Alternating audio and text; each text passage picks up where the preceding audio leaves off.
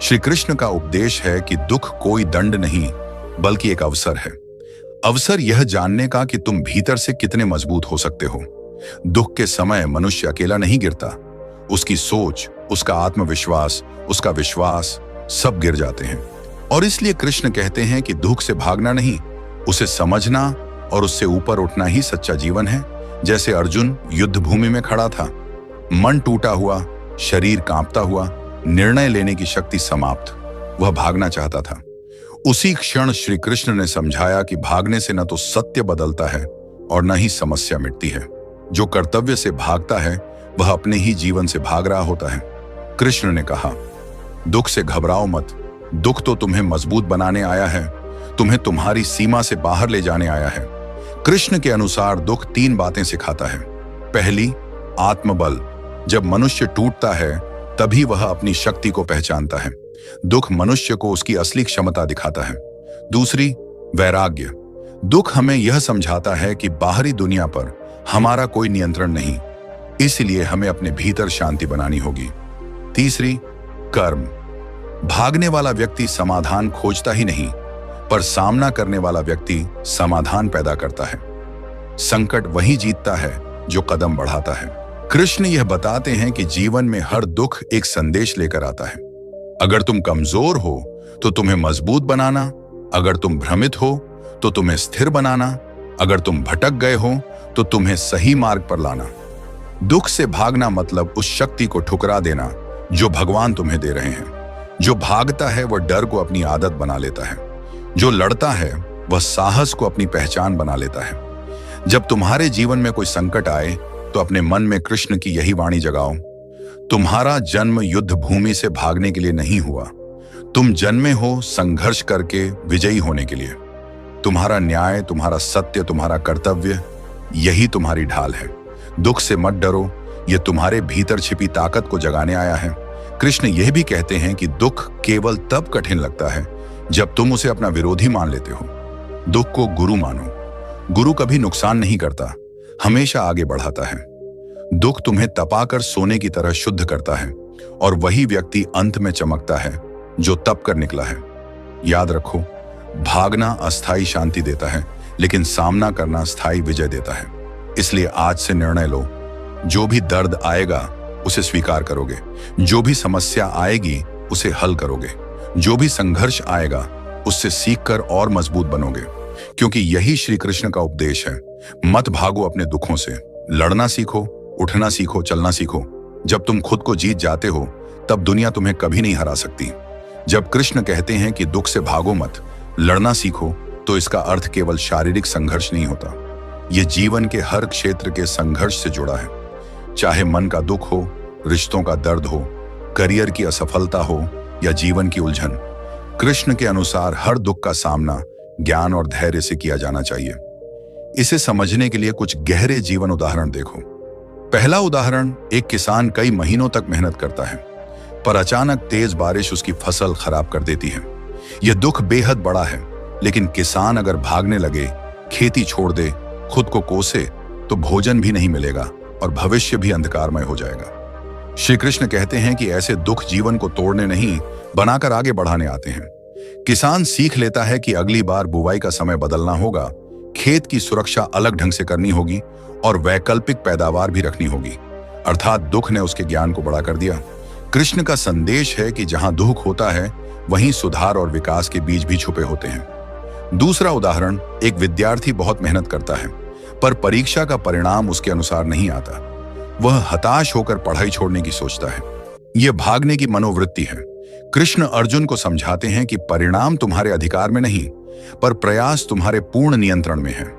विद्यार्थी जब अपनी गलती को समझता है, अपनी पढ़ाई की पद्धति को बदलता है, समय को व्यवस्थित करता है, तो वही असफलता उसे आगे जाकर सबसे मजबूत बना देती है।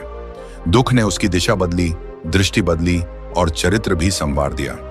कृष्ण का उपदेश है कि असफलता अंत नहीं, पुनः शुरुआत का अवसर है। तीसरा उदाहरण, एक व्यक्ति अपने रिश्तों में गहरे टूटन का सामना करता है। वह भीतर से बिखर जाता है, मन में दर्द भर जाता है।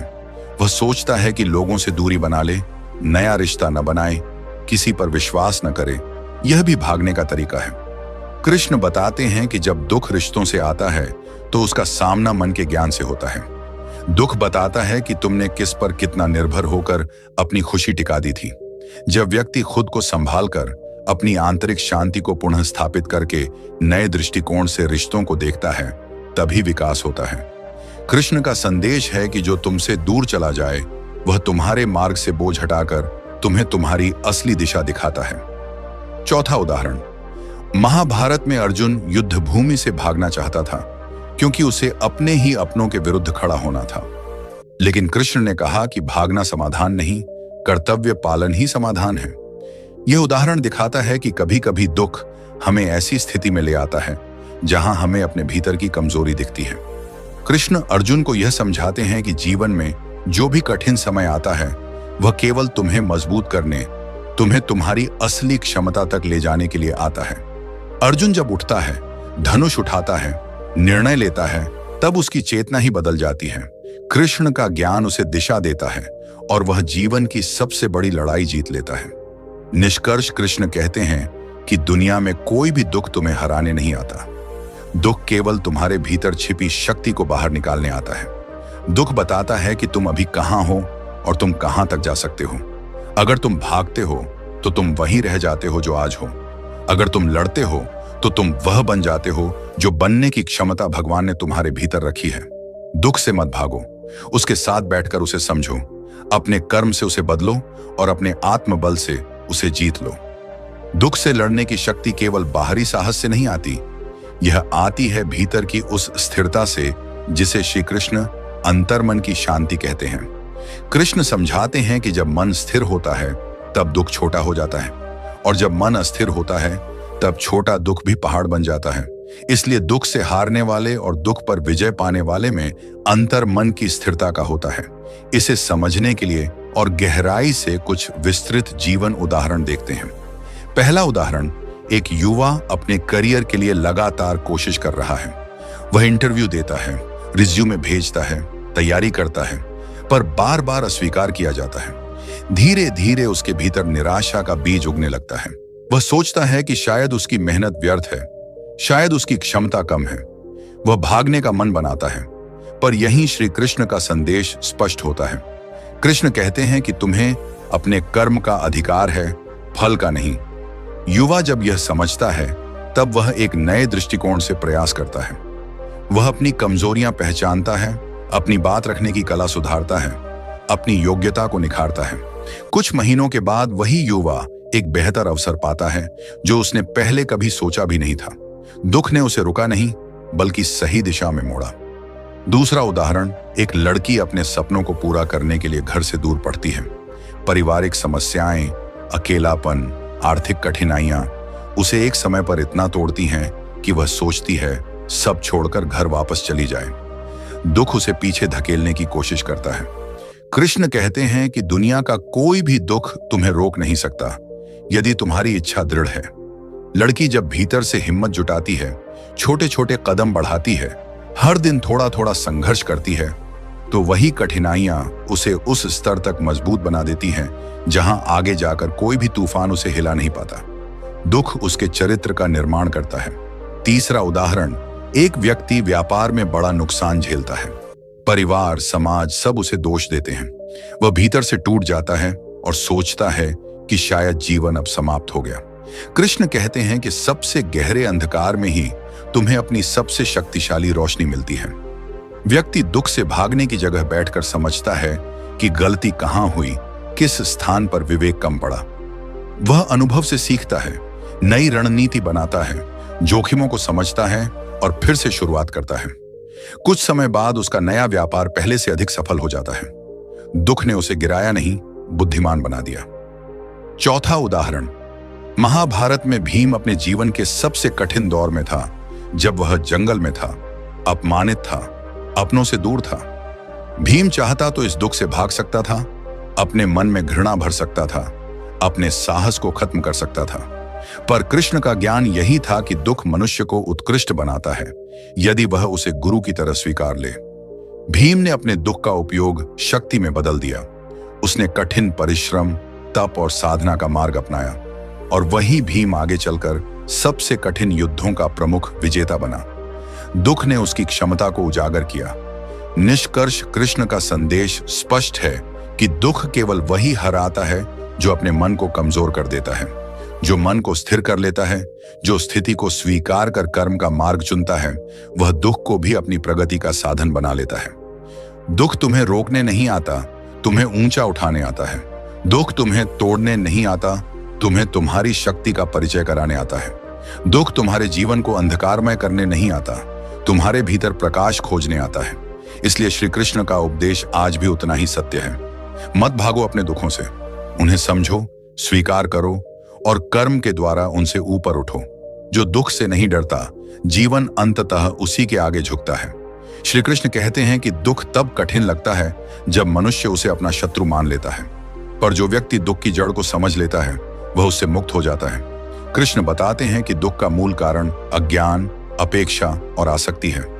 जब तक मनुष्य चीजों को अपने नियंत्रण में मानता है, उसे दुख होगा।